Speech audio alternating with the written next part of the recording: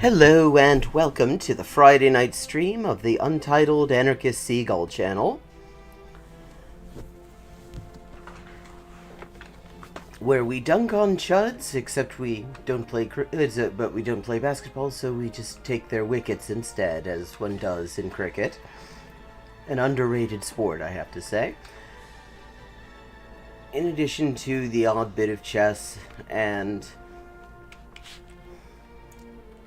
whatever else should come to mind.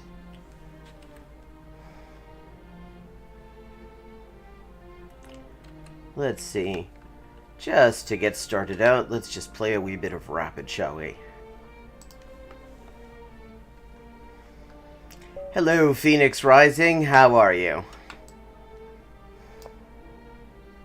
I get to play the English. Very explosive opening. It begins with c4. Symmetrical. Javier. De Colombia también.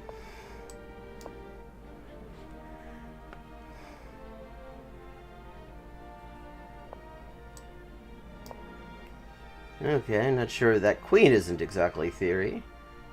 Wonder what the plan is.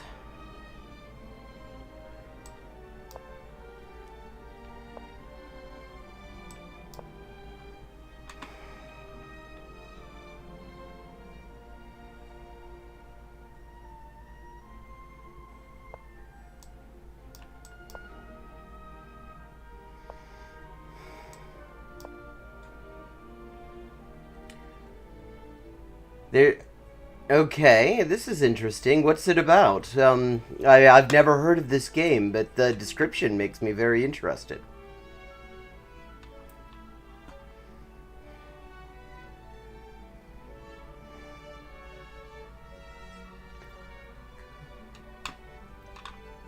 Okay. Advancing on the queen side. Oh, okay. I like that. I like that. That's fun. So now I can first get my Botvinnik structure, and d5 gives me a nice wee annoyance. Well, not anymore. That's a pity.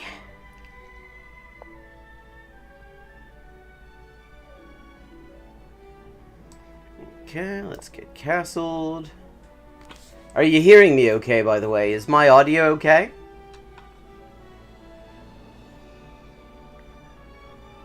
Let me know if I need to turn anything up or down.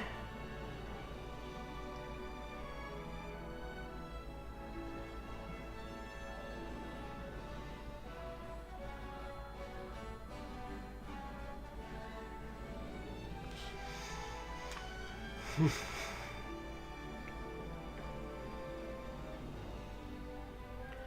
think we're gonna just play f4. Oh, glad to hear it. Farming. Okay, where do you play this? Is this Steam or have to look into it? This way I can get 2 knights on d5.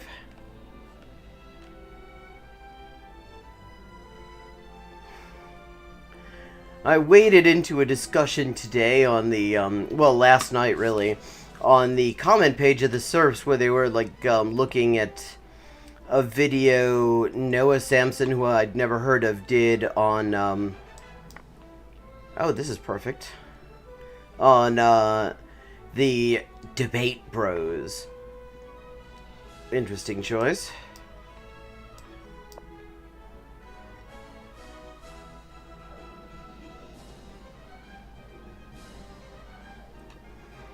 And from that, I seem to have picked up 3 subscribers, so I wonder if any of them will show up today.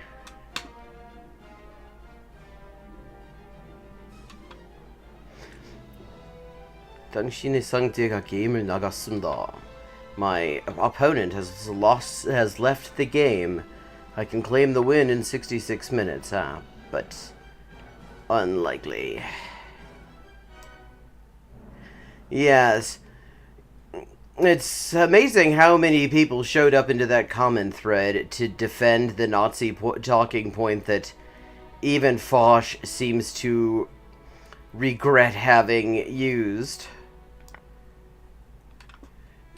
I mean, if he felt good about having said the thing about Jews and banks without checking to make sure it was true, I have a feeling he would have doubled down on that a little bit more rather than lying and pretending that it was actually EJ who said that. I think he realizes that he fucked up. Oh, and speaking of fucking up, shit. Pity.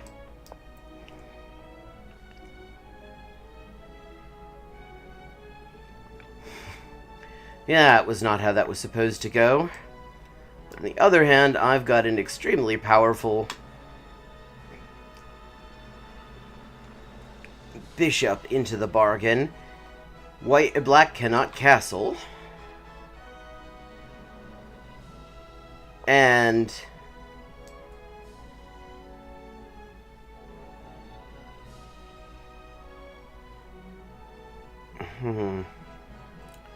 is that a good move? Fuck it, we'll find out. My goal is to take this pawn here with check. And depending on how the king moves, I may be able to pick up the rook into the bargain.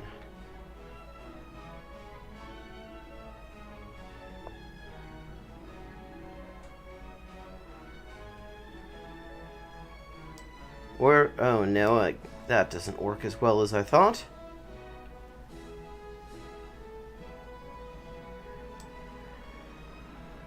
On the other hand,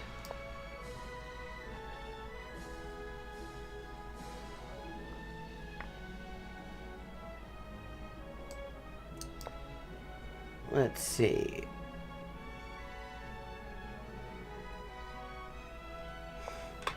Yeah, the fragility is quite noticeable.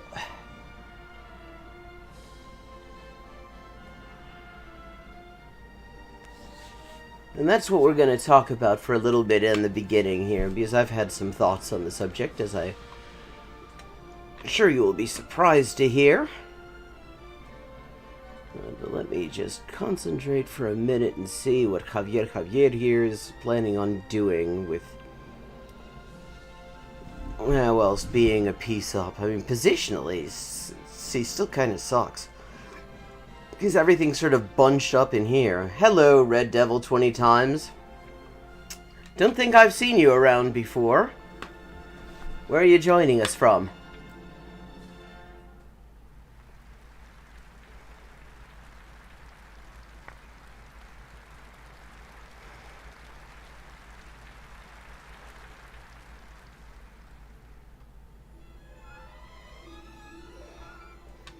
Ah, what part?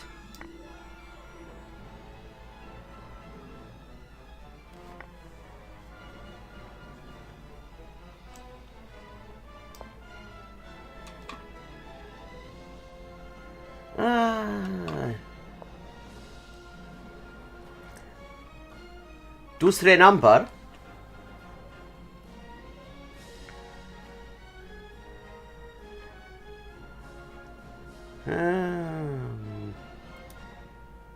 okay.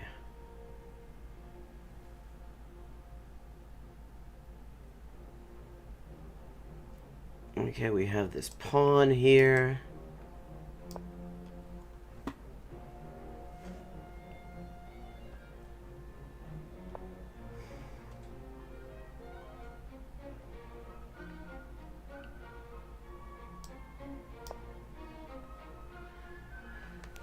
Okay.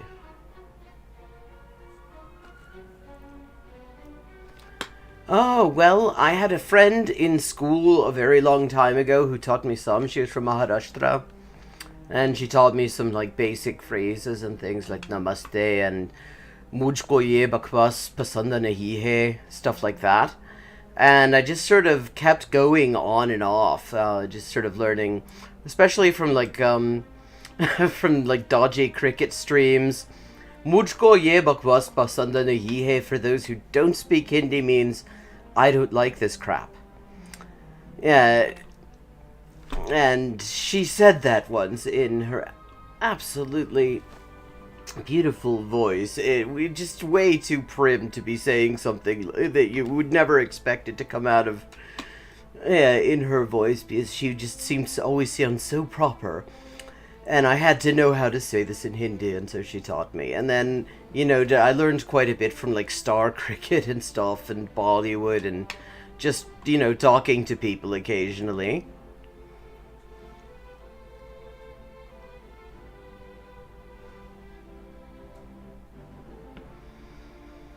Okay, this is not pretty. मुझको ये position पसंद नहीं है. मुझको ये position fucked up लगता है.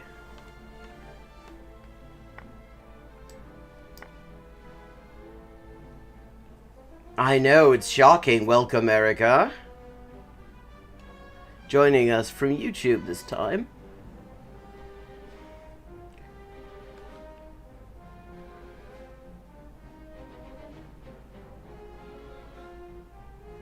Yeah, I mean, here's the thing with the whole video essayist versus debate bro thing that kind of gets me. I think to a certain extent, the people who are using this framing wouldn't actually disagree entirely, at least some of them wouldn't.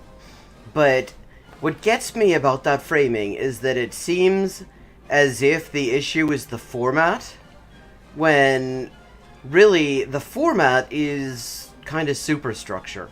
The issue is that these guys have, in many ways, quite fundamentally opposing politics to the people who are thought of as the video essayists. Well, I mean, on account of them doing video essays, it's not an unfair characterization.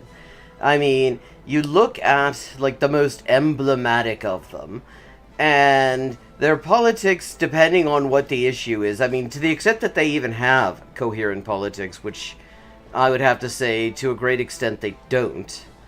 I mean, it really is, it just sort of varies very opportunistically depending on what, what they need in order to win a debate. But the main thing, but when they do, it's significantly racist and reactionary, with a nice dose of liberal imperialism, and, I mean, just sort of generally liberal to social democratic.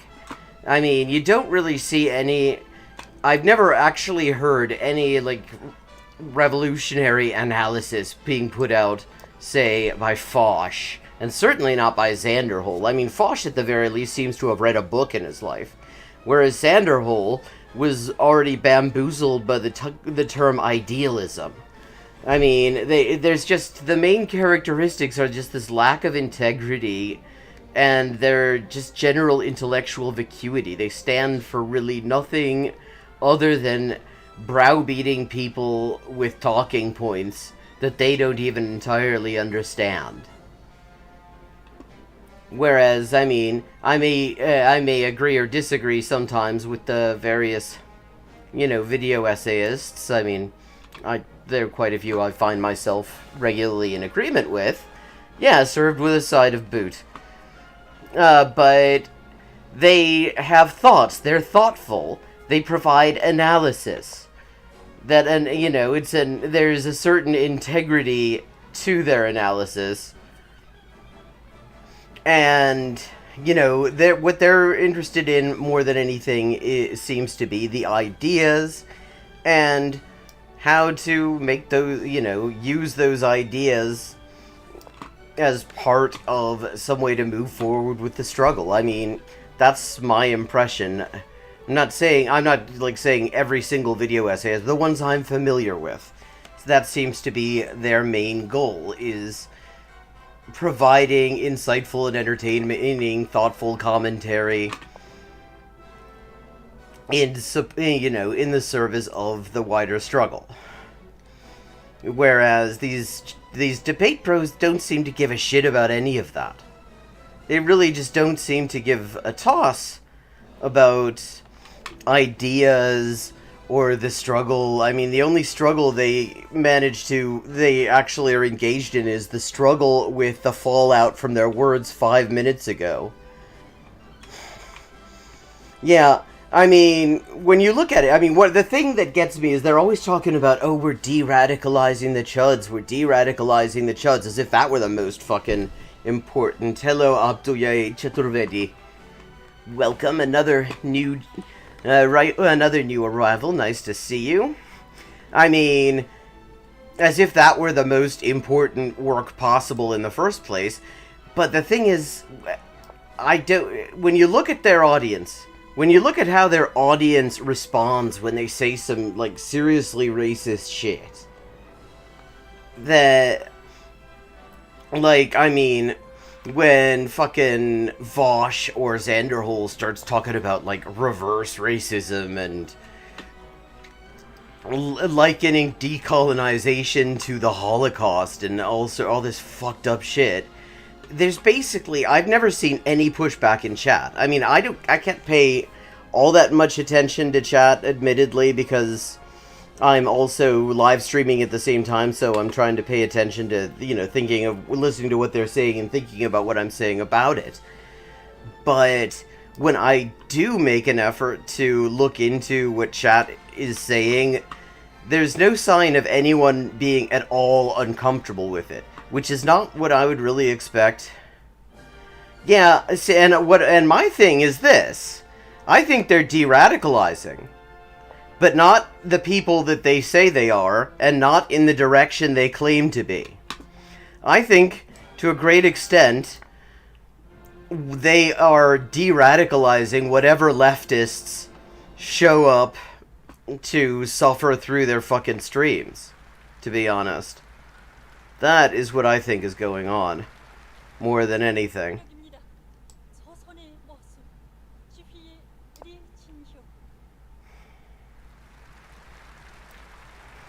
I mean, if you were looking at, I mean, because I can't, and anyone who's had a contradictory experience and doesn't think that this is a fair assessment, I mean, please chime in, but my impression is if somebody started talking some reverse racism bullshit in leftist spaces, there would be people who are uncomfortable with it and would say so. You know, there would be at least some pushback, even in the shittier left spaces. I mean, that's been my experience in left spaces in Britain, in Ireland, in fucking all over, like, Canada and the US and Latin America. That, you know, if somebody says something that openly racist, there's going to be a little bit of pushback. There's going to be at least some people who are uncomfortable with it. Not necessarily in the shittier left spaces, not necessarily the majority, but at least some. And I see no sign of it in the chats for Zanderhol or fucking Fosh. I never see any sign of that there's much discomfort with what he's saying.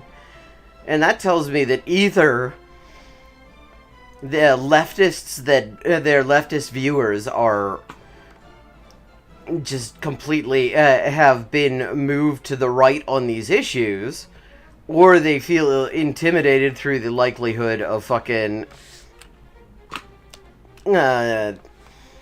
hate mobs directed at them by Zanderhol and Fosh, since they do have form for that, that they have that they're afraid to get into it. And in either case, it does not sound, I mean, it's not an audience that you could say is suited for the purpose of de-radicalizing chuds.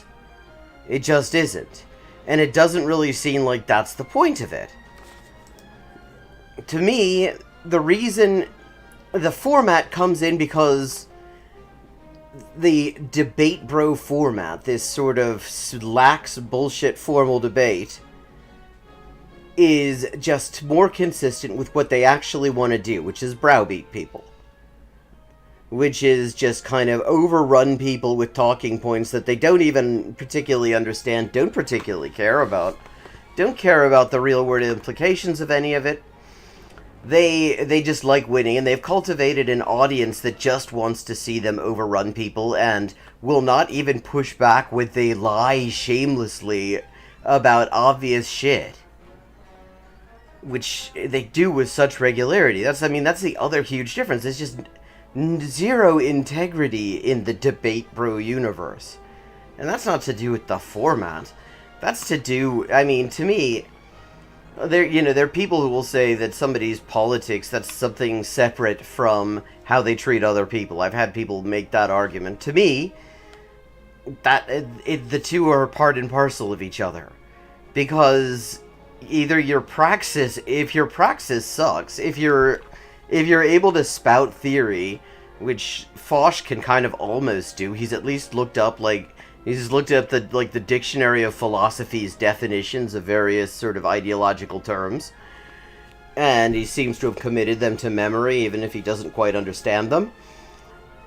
But if what you actually do in life is in how you treat other people is completely contrary to that, then I can't really, to me, that is a sign that it's actually, oh, he timed out. Good game, GG, Javier.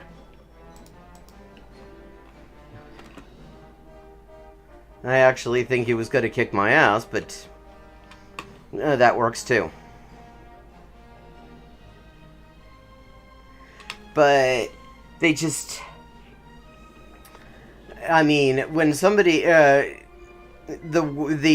just wanton cruelty, really, of fucking with people's heads the way that they do, tells me a lot more about where they actually stand in struggle and who they will side with than any occasional protestations that, Foch claims to be some kind of an anarchist, though I've never seen any sign of it. Like, has anyone ever seen that fucker at a protest? And apparently, Zanderhol has just outright said on Twitter that he's a liberal. I've heard that from somebody I think is probably fairly reliable on the subject, but I haven't seen it. Just to be clear. But I mean, fundamentally, what they are is it's not their format. It's the fact that they're chuds. They are faintly liberal, sockdem spiced chuds. They are chuds spiced with the Democratic Party. I mean, they're chuds who will actually try to claim the world will fucking end if you don't vote for Joe Biden. And that, yeah. And that is, like, anarchist praxis to do that. I mean, they're so full of shit. To me, that is fundamentally what's going on. It's absolutely nothing to do with just, conflict between two formats. And with that, speaking of chuds, why don't we look at Grandpa Chud, Dennis Prager, who's going to tell us why you shouldn't live in fear. Well, except for fear of communists who are going to choke you with critical race theory and global warming and homeless people and all the other things that they're like constantly telling you to be afraid of. But you shouldn't live in fear of. Let's find out where you're not supposed to live in fear of. I'm gonna turn. Okay, let me get this audio up.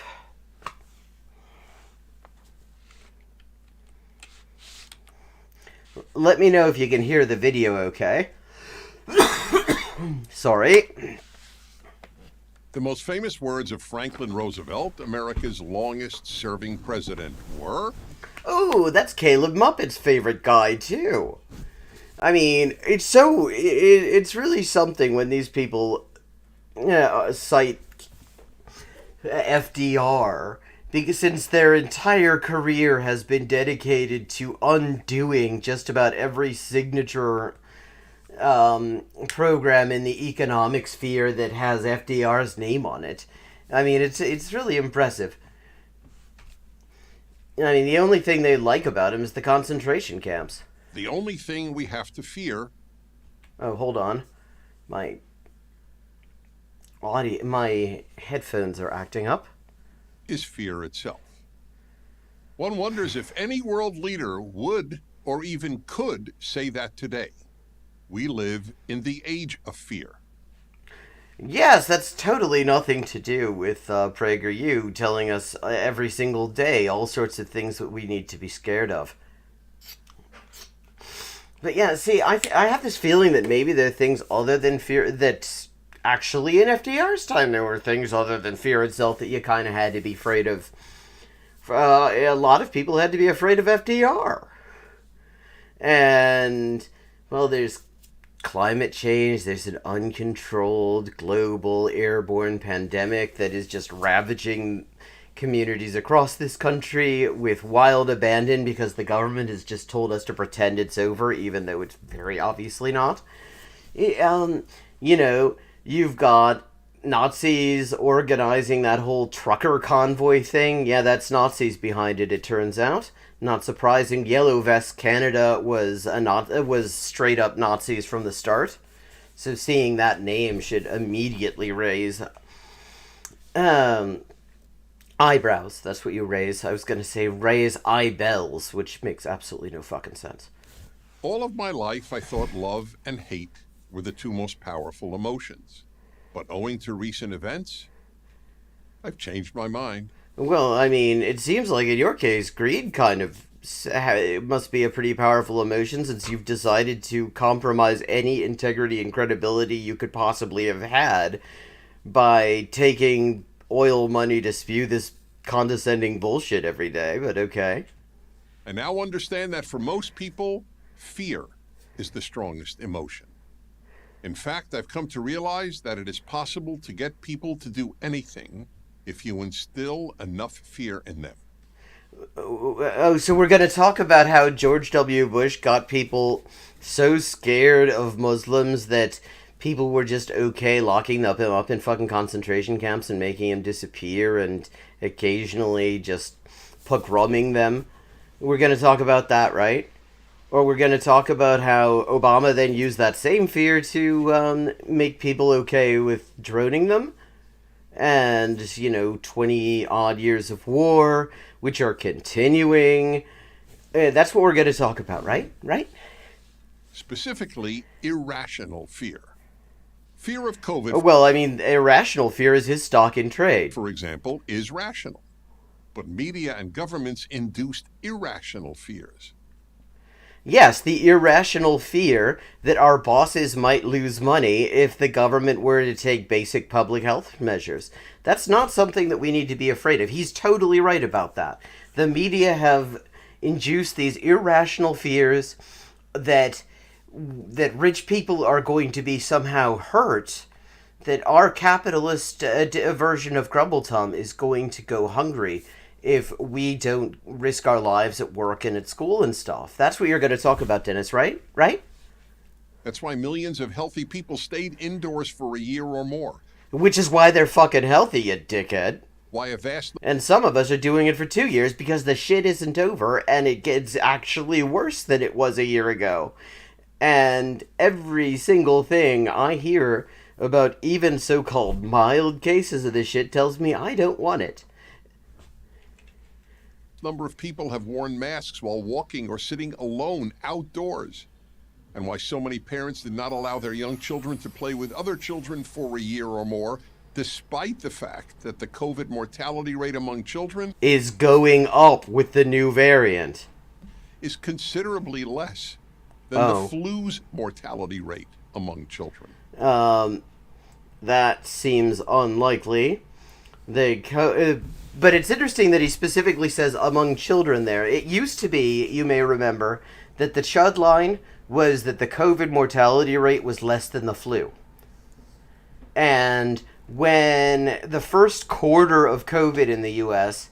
killed several times, roughly twice, as many people as the worst flu year in decades, they pretended they didn't understand the difference between a quarter and a year.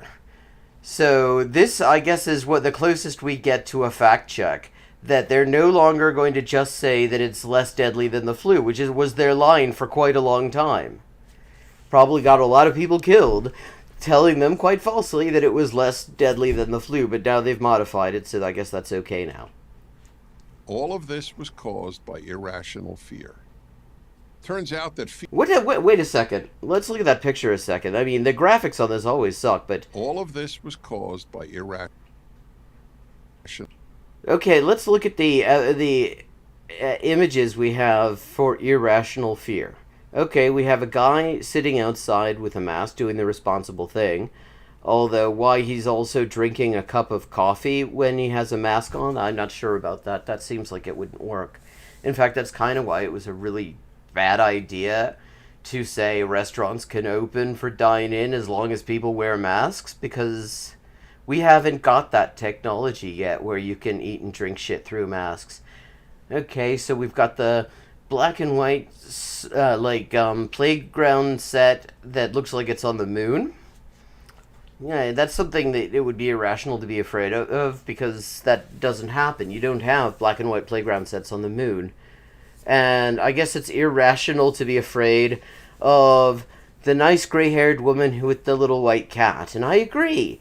Cats are lovely. No reason to be afraid of them. Well, unless you're, like, seriously allergic. We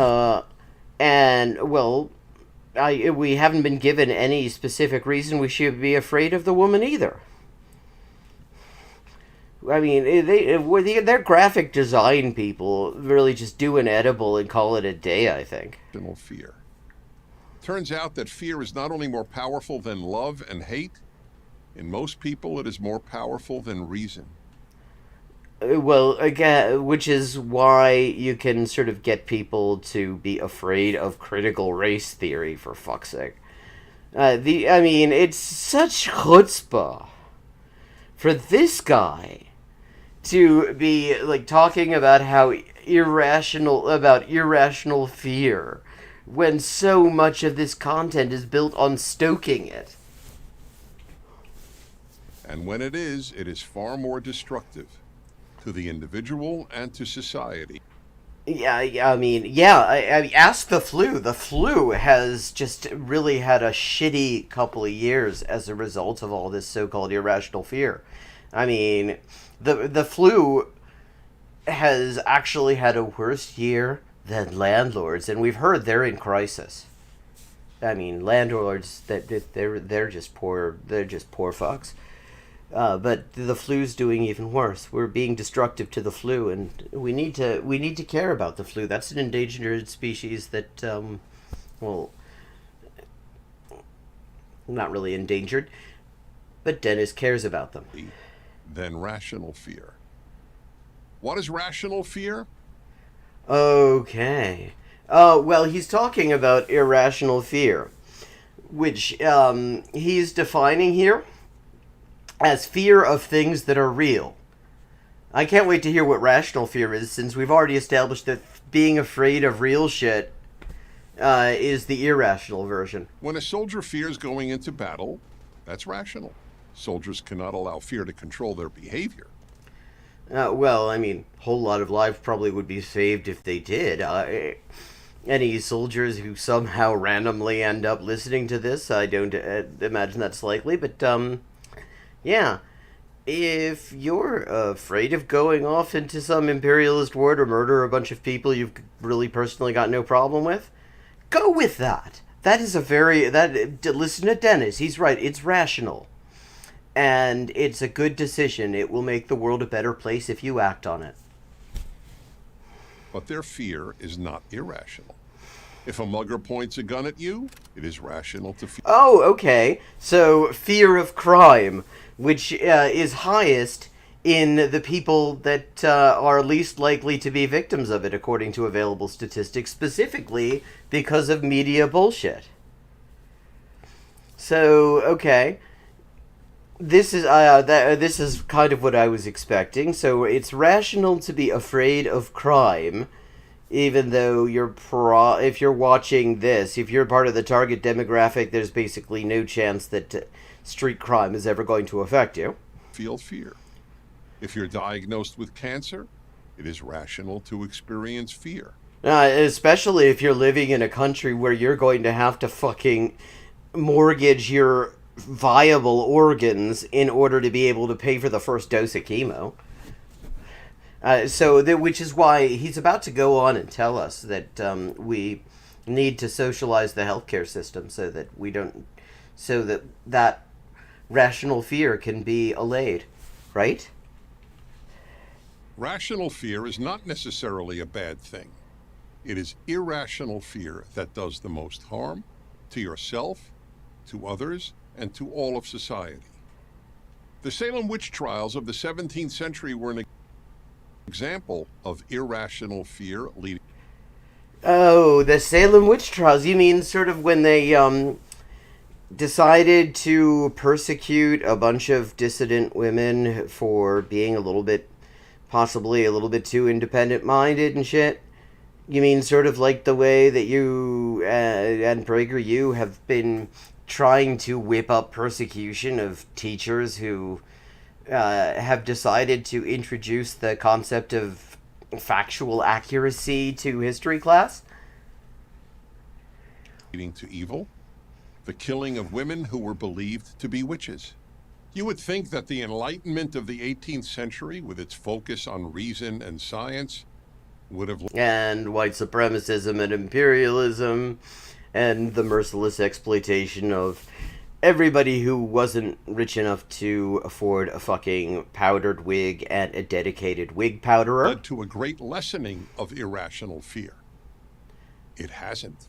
Well, yeah, because promoting irrational fear, I mean, there was a PragerU back then. It was just an asshole who got people afraid of black people and native people for the most part. And the cops loved him. There's a movie to be made in that. The old Wild West version of fucking Dennis Prager, just sort of lying to whip up irrational fears of marginalized people. To take one contemporary example, many people have decided not to have children because they fear that a warming planet represents an existential threat. Wow, I mean, that's... and just because a bunch of fucking scientists say it doesn't mean you should just go for that when there's the opinion of oil billionaires that we also have to consider.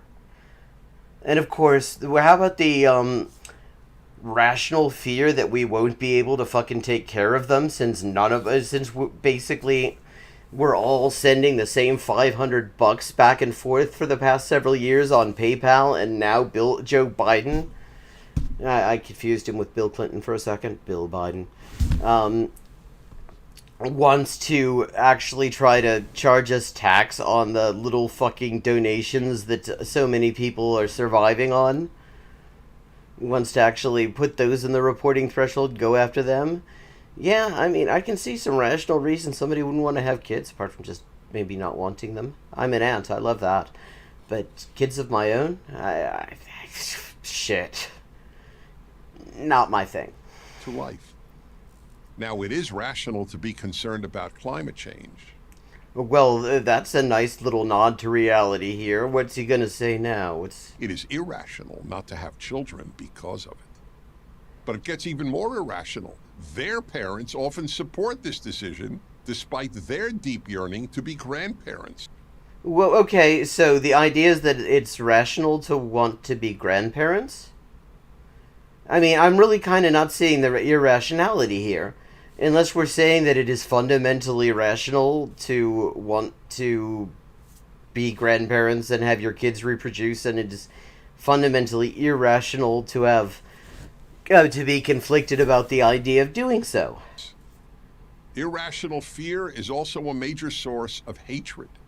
Oh yeah, this is his time to shine. This is what he does.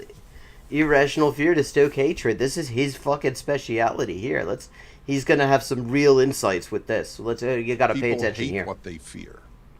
It was Germans' irrational fear of Jews, people who made up under 1% of the German population. Oh, you see, this is where Vosh chimes in to say, no, it was rational. That led to the unique evil known as the Holocaust. Yeah, the term unique is really a bizarre one. when we talk about historical events, because the one thing that was unique is the technology that was used to commit that genocide. The idea of genocide wasn't a novelty. Hitler had role models. He was quite open about it. The idea of killing all the Jews was actually kind of not a new thing. It certainly had been attempted before in Europe. What's unique is only the technology involved, and that's always going to be different from atrocity to atrocity, because technology changes, and so does its availability to people, especially to murdering fucks. But given the awful power of fear, what can you do to be less fearful? Stop watching PragerU. The first thing you must do is determine whether your fears are rational or irrational. Yes, for example, ask yourself, has a critical race theory ever beaten you up? Has the book Mouse ever stolen your lunch money? Has an oil executive ever done any favor to you? And that can only be accomplished by thoroughly studying the issue, whatever it happens to be. See, this is where they really need some editors, because the last thing they want to be doing with these 5-minute bullshit videos is telling people to thoroughly study the issue. Because you can't thoroughly study any of the issues they mention. And by thoroughly, I mean look into it in a halfway respectable source for 5 minutes or less without finding out that they're just full of shit. Warming, a pandemic, racism, or any other controversial subject. For example, blacks are told to fear white police because white police are racist and want to do them harm. Oh, well, who's told to? What do you mean told to? If anyone's telling them to, it's the cops, who keep being racist and doing them harm. Who the hell is telling people? Who the hell is telling black people to be afraid of cops? If anything, there's an entire culture telling them, oh, well, if you're not doing anything wrong, you have nothing to be afraid of. It's telling everybody that, and it's bullshit, of course, especially for them. Yeah, we fear white police because white police are racist and want to do us harm. Well, that's not irrational. It's, I'd hold him down.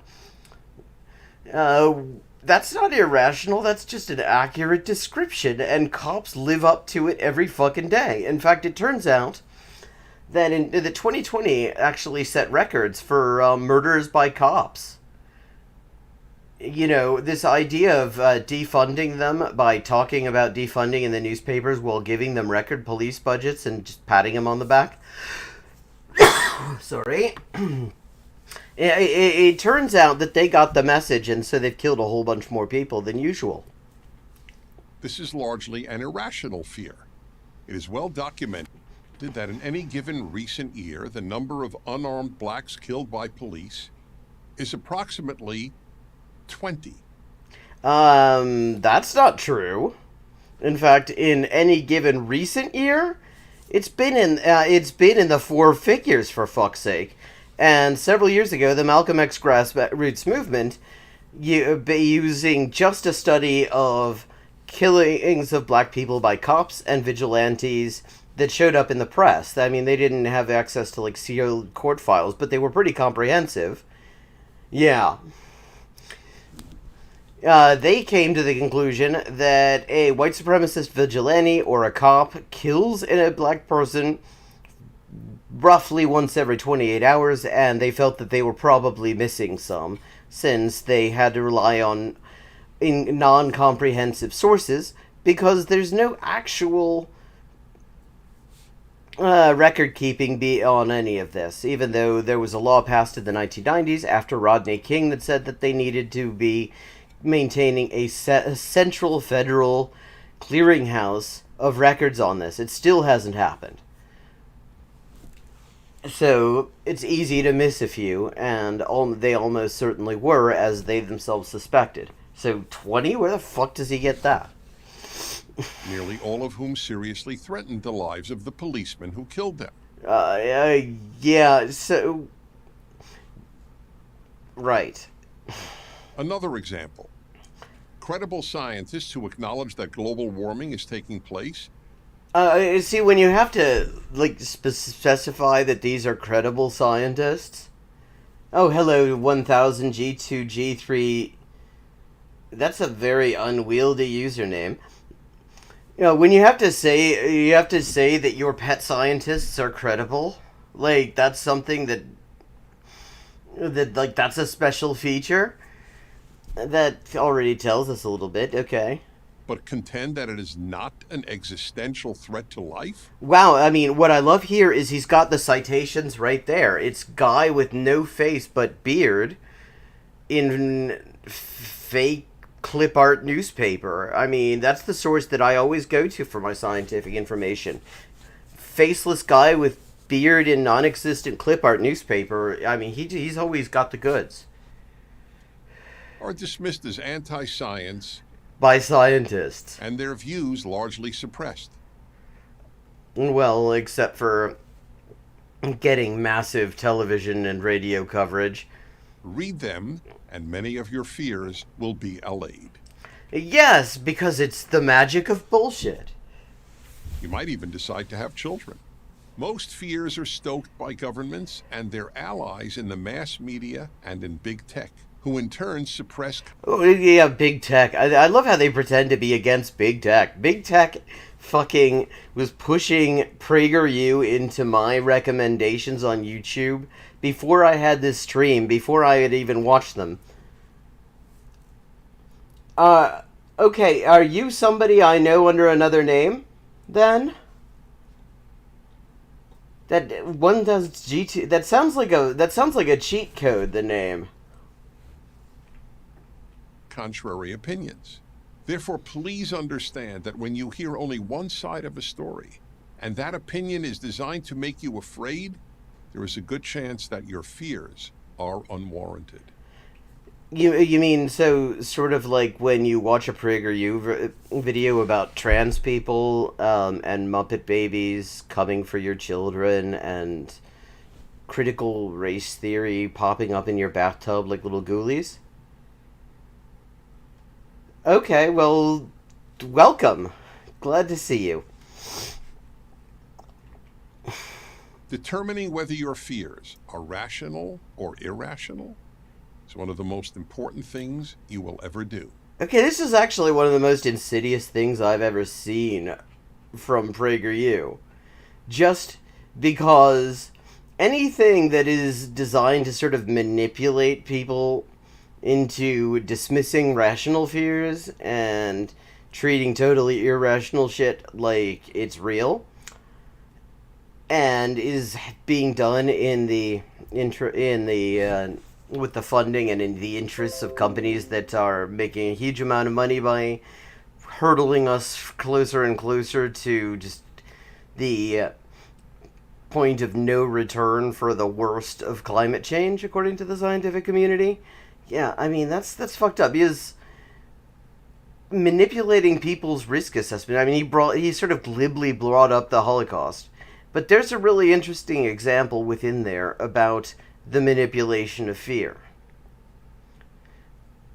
And I'm just gonna mention this really briefly because a lot of people don't realize this.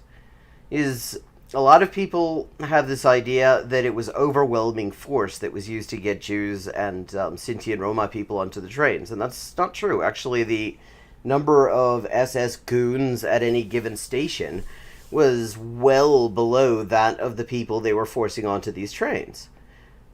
The reason that people went along, largely without any resistance, was because they had been convinced through very manipulative propaganda to fuck up their risk assessment.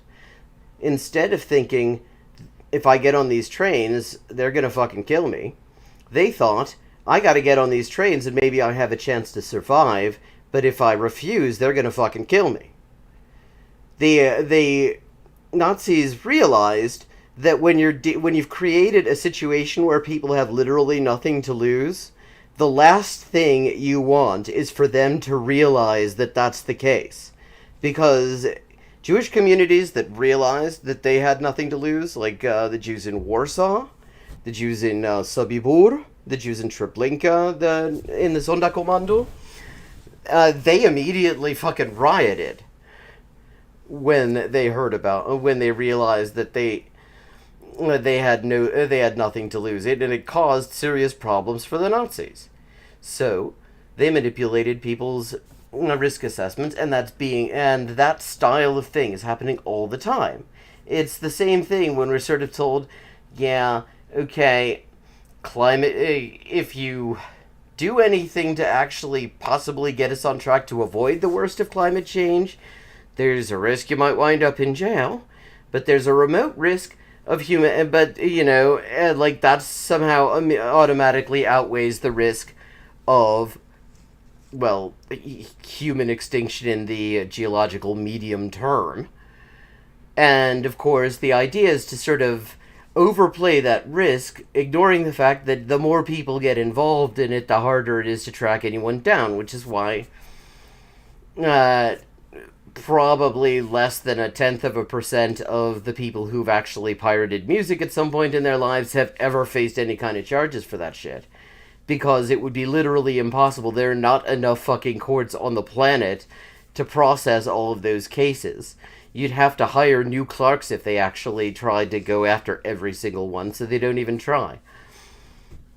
But the idea is to scare people with the actually relatively with the relatively lesser risk out of doing the thing, into doing the thing that has the relatively greater risk.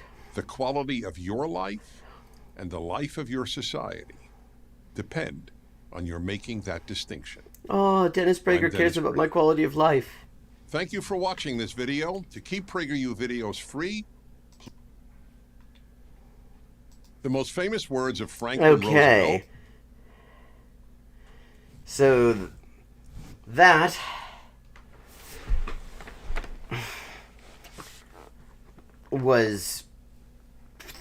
was a video. Dennis Prager's Discourse on Rationality. Okay. I'll leave it up to the audience here. We could move on, maybe watch we've got some various things from the septic tank, the Fosh Pit. We've got Xanderhole, who describes his own hit piece on this Noah Samson guy as legendary, if he does say so himself. Or there's Geoguessr, or there's more chess. Anyone have any preferences there?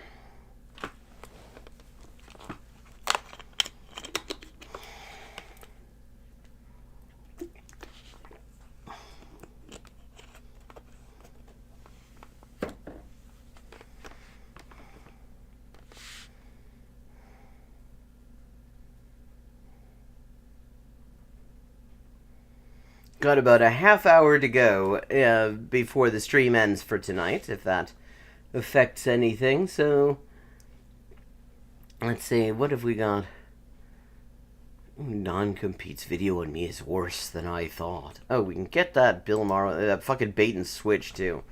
You say it's Bill Maher, and then it turns out it's mostly fucking Dave Rubin. They both suck, but, Bill Maher at least theoretically knows how to make a joke. I was really hoping to dunk on Bill Maher, not fucking Dave Rubin. Dave Rubin is just a pain in the ass. Yeah, reflecting on reason. Is the left in a bad place right now? Or there's, Geoguessr or another game of Rapid. I am open to suggestions.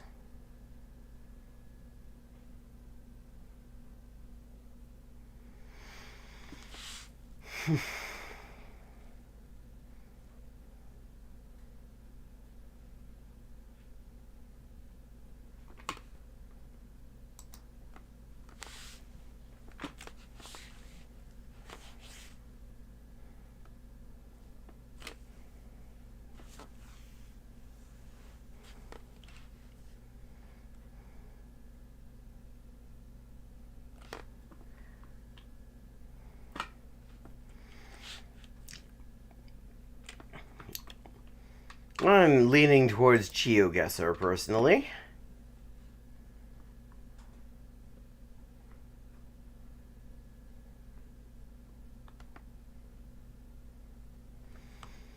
And I'll give it 1 minute in case anyone has any thoughts.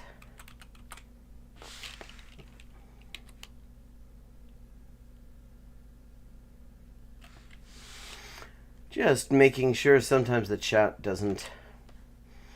Sometimes the chat lags on Restream, so, and this is... my sending a message seems to clear the lag. Occasionally had it happen that somebody's been trying to talk to me for like half an hour and I don't see it because Restream hasn't put it through.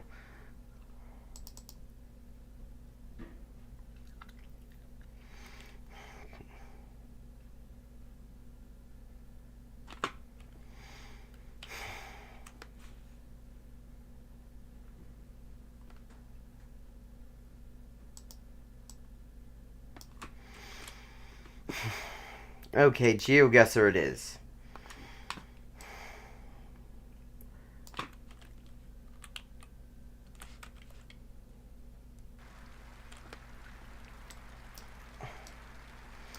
Okay, those number plates are not US shape. Something tells me Russia. Cool. No. That's Czech Republic. Kups letenkus, Turkish Airlines, vyhrají auto. Okay, is this Prague? Oh, they've never taken me to...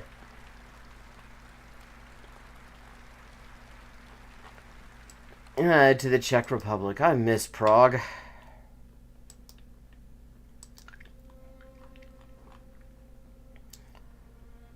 Bohtalické kvarteto.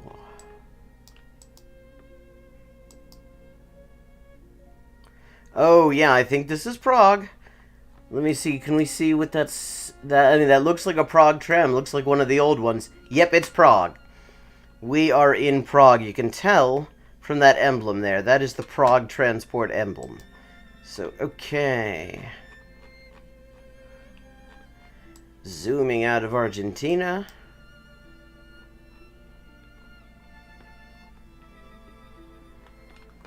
So we are in some place on a dual carriageway in Prague, and it's on the tram line.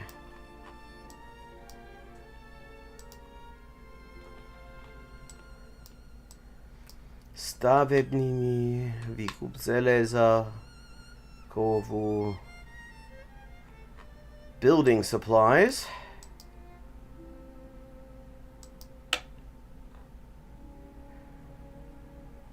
Okay.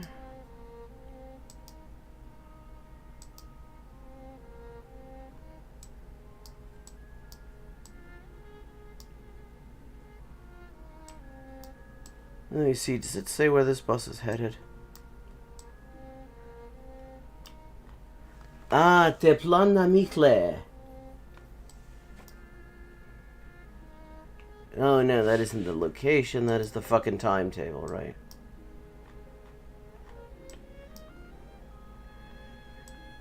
Takes me a minute to switch from one language to the other when it's one that I don't get to use a whole lot. Okay, it's Prague and it's near a Burger King. And what trams have we got? Let's look at that timetable. We've got the 11, 1:35. Okay.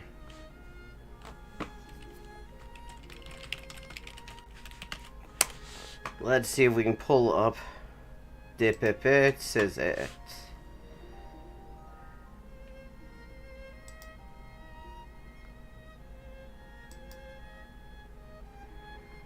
Okay.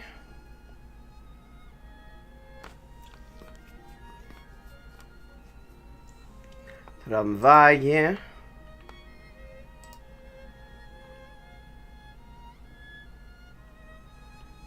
Jedenact sporzylo spojowacji.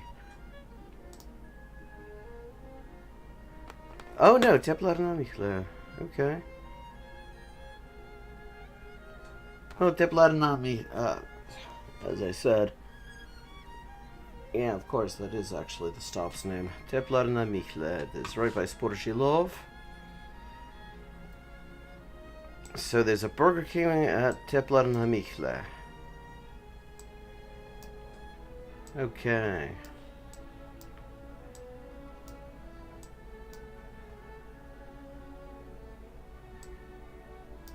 I read it initially as te planna. That's why I was thinking timetable. Plan. Okay.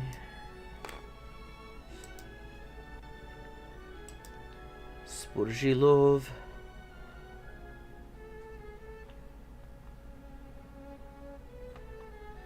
Gdzie to jest?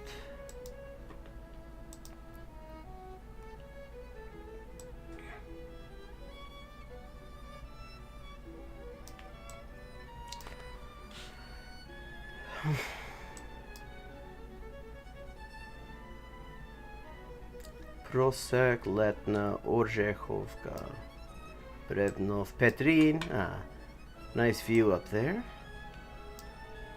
Podoli, Hostivar, Chodov, Opatov, Horní Mecholupi.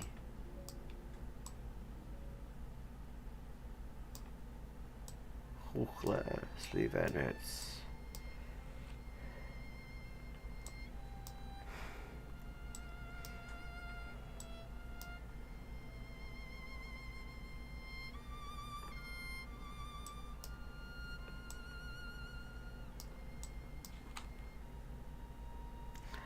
Solidarita.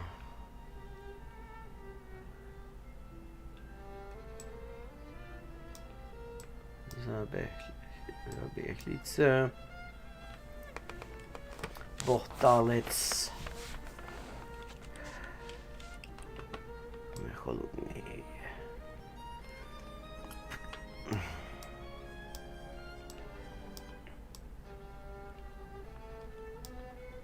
Šeberov.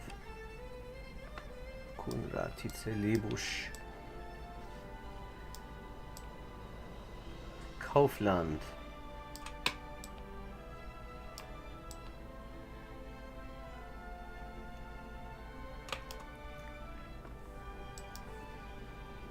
Okay, we've got any no sales Meji Herbitovi. Meji Herbitovi, that sounds like the... Okay, is that the cemetery district that is in the center? Museum?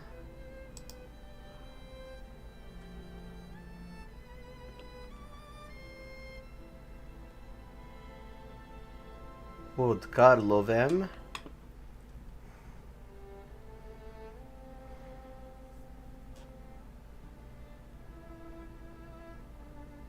Is that museum as in the tube station, I wonder?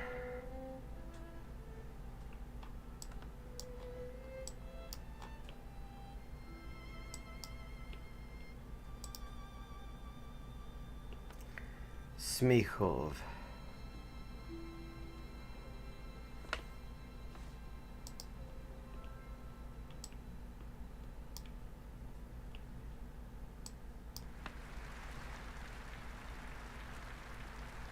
Oh wait, Michle.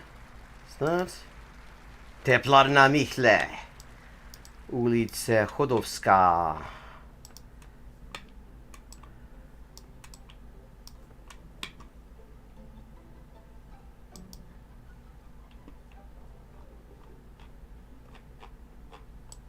Wrong country.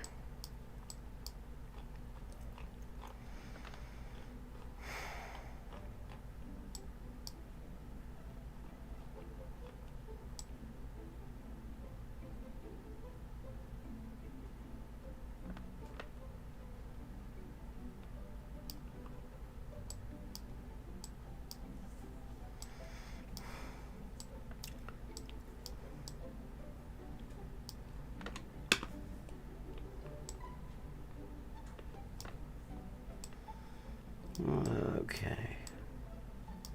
Květná. Kačerov.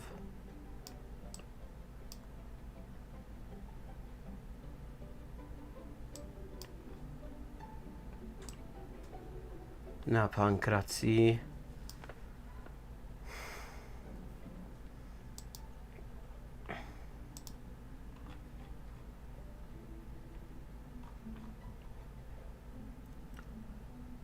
Portaletska. And it's by, what is that?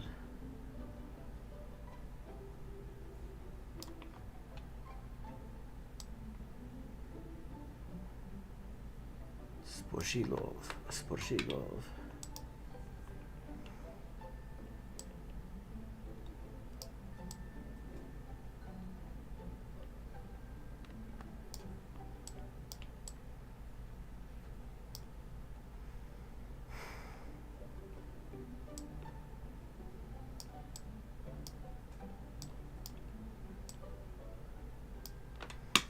Ah, damn it. So near and yet so far. Botich Chodovska. Portalets.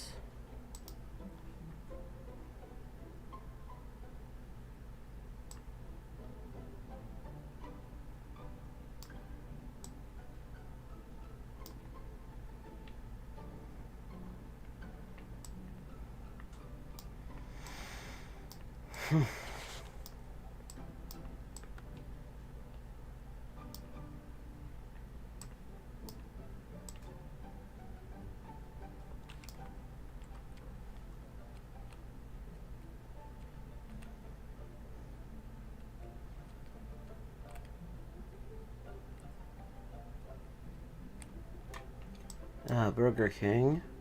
Here we go. And that is 113 yards. 5,000 points. That may be the highest score I've ever gotten on this stream. Okay, this is looking Anglo-Irish.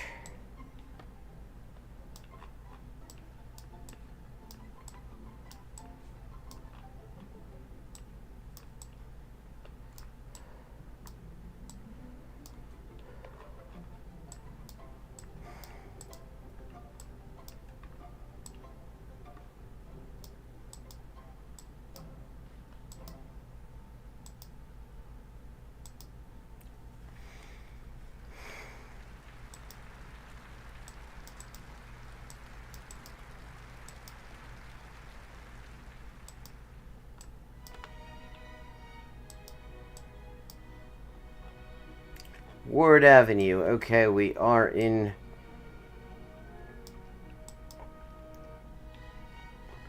let me see. Yeah, like 2GC, electrical contractors.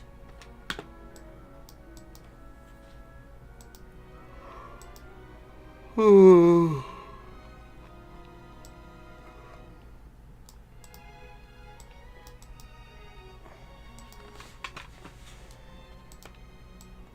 Okay, we are someplace likely in Britain. Yeah, California Reg. On a Towie's truck. Okay, this is endless terraced houses and semi-detached. Come on, give me something. Swallow Crescent. This is so fucking generic.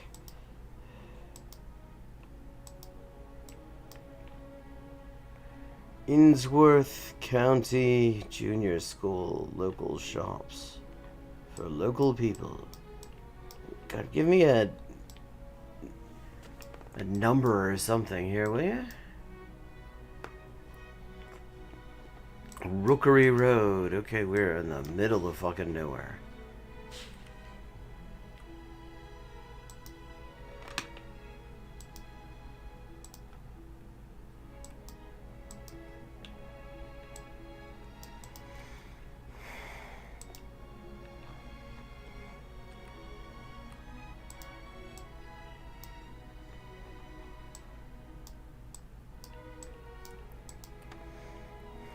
Give me an A road or something.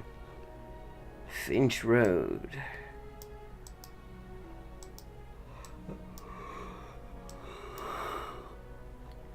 Blackbird Avenue.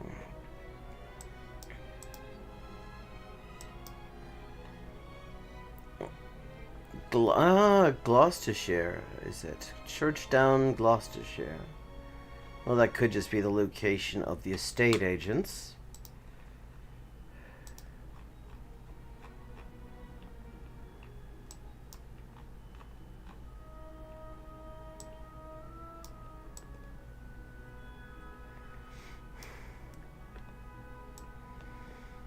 Cheltenham, Worcester, Kidderminster, Hereford, Muchmarcle.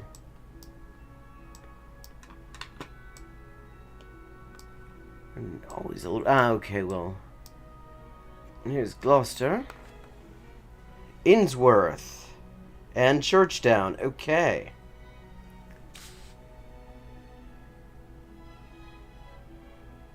Innsworth Junior School. Swallow Crescent. There we go. Okay, just outside Gloucester.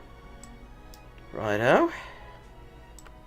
That was looking dire for a minute. Finally found a use for estate agents.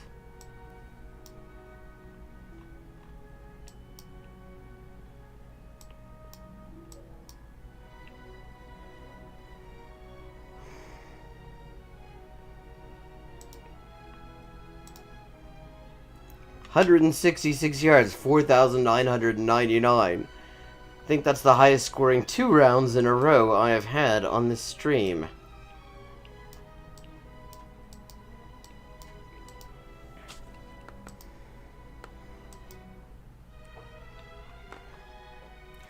We're in Japan, Tsume Bridge. That could be fucking anywhere. Our mission is to narrow it down a bit. Tsume Bridge. We've got 14 minutes till 1.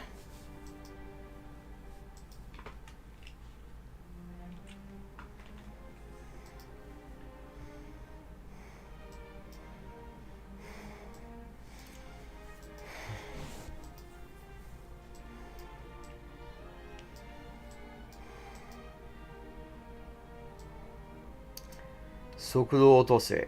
Reduce speed now.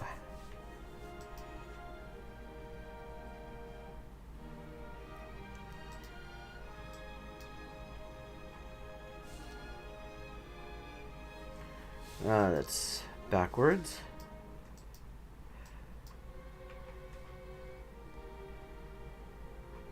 Kodomo no naniga. Something to do with kids, but it was just not at a good angle. So we're going to continue looking. Okay, that's looking a little bit more promising. Maybe even a place name for us.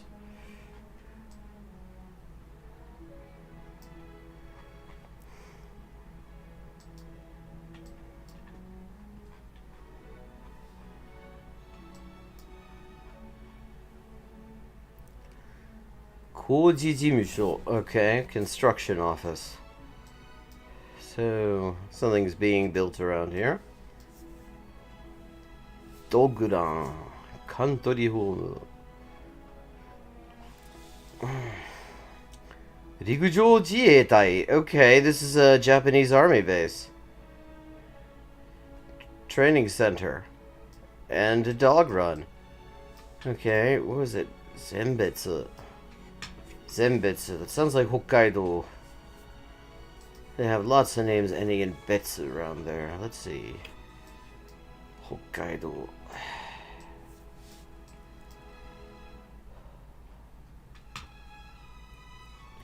Makubetsu. Nakashibetsu. Shinhiraka. Shimugapu. Memuro. Sarabetsu. Honbetsu. Betsu in a place name in Japan almost always means that it is Ainu, which is why I immediately thought probably someplace around Hokkaido, because that is the most Ainu place in Japan. Shibetsu, Nakashibetsu. 別々美ほど大空サロマ縁がるゆ別滝の絵Come on 全別縁別ほろのべ豊臣わかない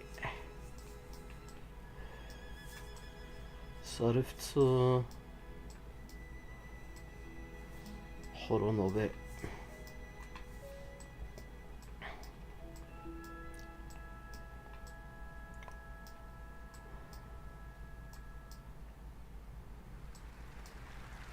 し別はサムほろかない愛別ピップ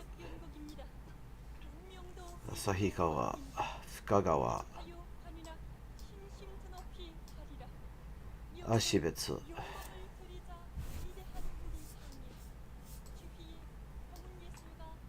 足別桂沢南富良野新徳鹿追帯広幕別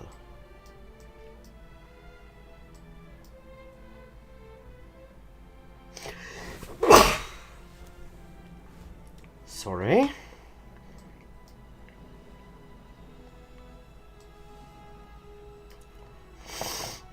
Hello, Butterfly. You've shown up for the last 10 minutes of the stream, but we will be back tomorrow at 11:30 to 1 a.m. How are you doing, and how did you find us?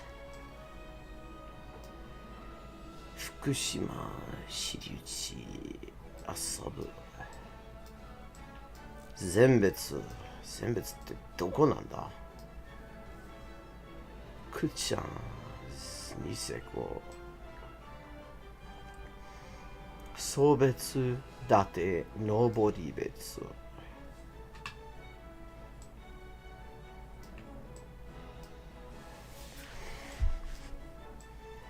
厚間ビラトリ新日高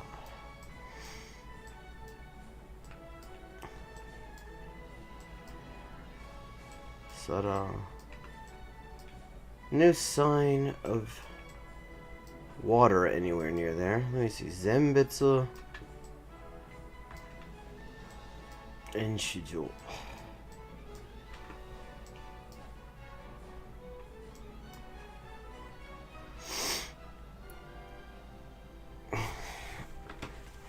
Zenbetsu and Shijo.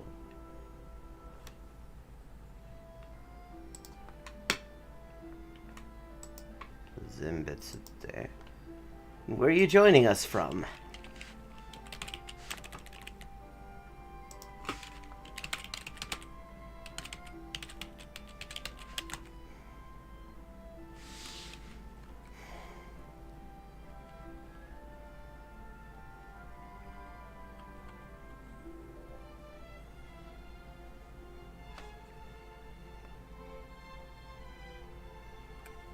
Ah, Zen.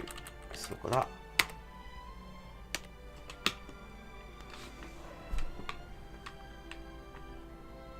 有種別演習所北海道の船別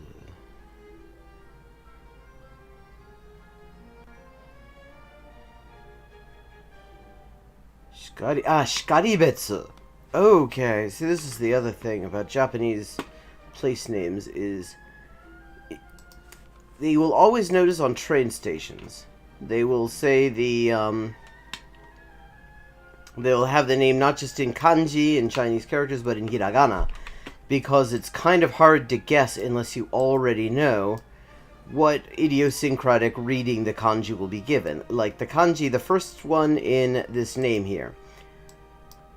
Yeah, you mostly see this in Japanese read as zen, as in shizan, which means nature, or tozen, which means of course, or something like that. But it also can be read shikari, meaning so, like as in like that. And so I was thinking this was read zenbetsu. It is in fact read shikaribetsu.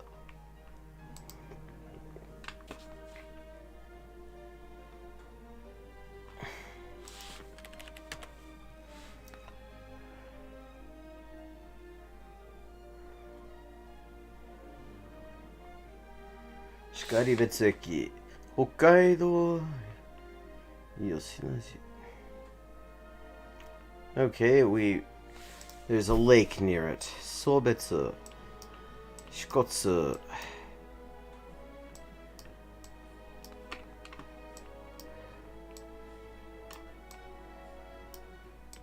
And apparently there's a place where you can build igloos around there. Sounds kind of northern. Yasubetsu Kucharo.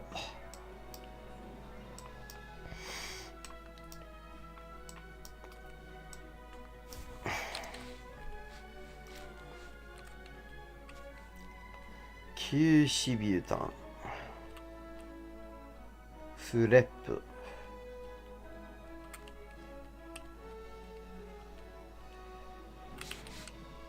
Sweets Nori Sakai Oka Inashibetsu Kyutsu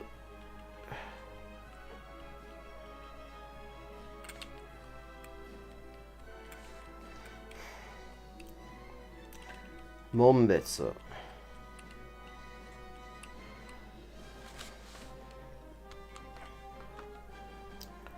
5 minutes to go for tonight's stream, but again, I will be back at 11:30 p.m.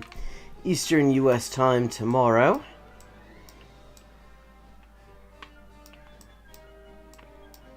Nakashibetsu Betsukai Hamanaka Akeshi Kushiro. Ah, sod it. I have a punt.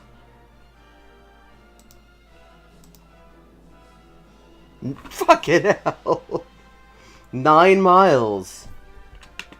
Well, I'd say that at least in terms of my my Geoguessr streaming, that's a pretty good performance. I didn't even zoom in on the island, and I somehow managed 9.7 miles away from a small town in Hokkaido that I had never heard of called Shikaribetsu.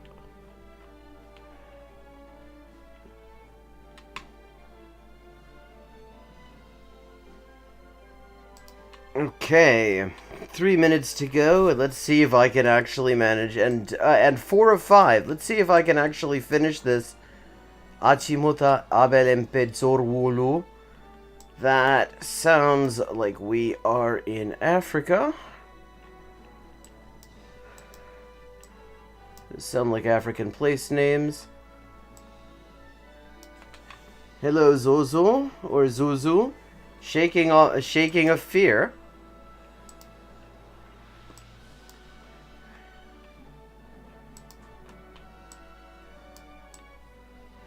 Allied petrol.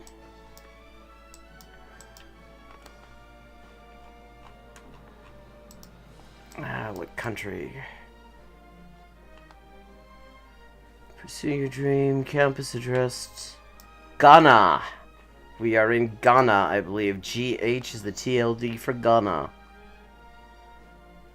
This has never taken me to Ghana before.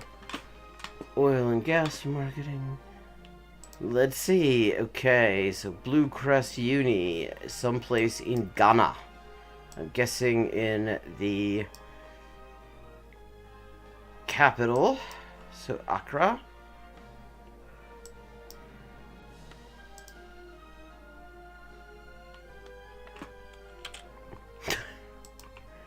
Oh, and hello, Abby. It's always lovely to see you here.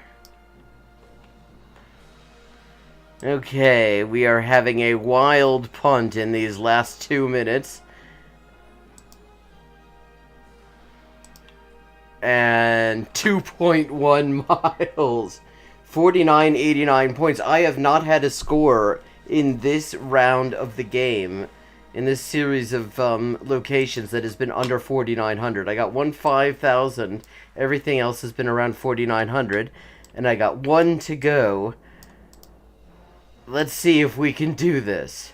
Okay, this immediately makes me think Southern Europe. Or possibly like Belgium or something. Let me see. What does that sign say? Okay, that's stop.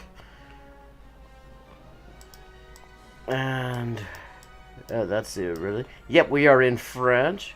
Vermouth, Steenforde, Musée de Vaux. God's okay. These names sound vaguely familiar to me. Steenforde, Vermouth. Is that Belgium or is that France? I mean, the signs look French, but for all I know, they do them the same in Belgium. I've just not really been there.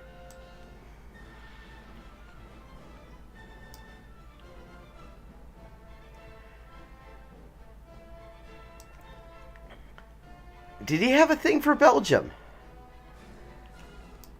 I did not remember that. It's been so long since I read that. Oh no, that's already Netherlands.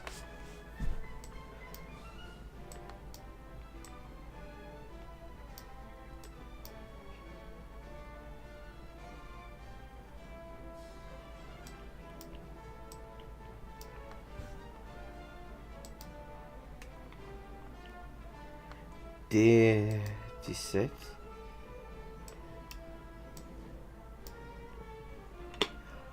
Oh, yeah. Okay, the wildest punt yet. I'm not even sure if this is France or Belgium. I think it's probably someplace on the boundaries.